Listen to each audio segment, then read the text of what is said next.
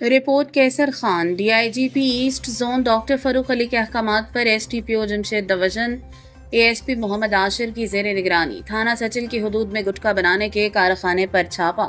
تفصیلات کے مطابق خفیہ اطلاع پر بلاک 4 سادی ٹاؤن اسکیم 33 میں قائم کارخانے پر چھاپا مارا گیا تھا، جہاں 4 افراد مضر صحت گٹکا ماوا کی تیاری میں مصروف تھے،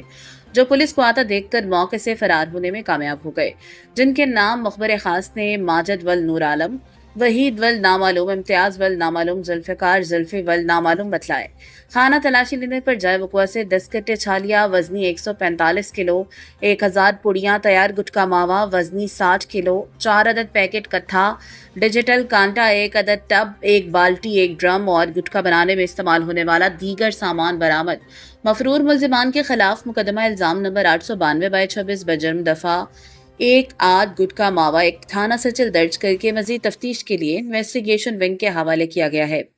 مہلک مضر صحت گٹکا ماوا و منشیات کے خلاف زیرو ٹالرنس پالیسی پر عمل درآمد جاری ہے۔ D I G east zone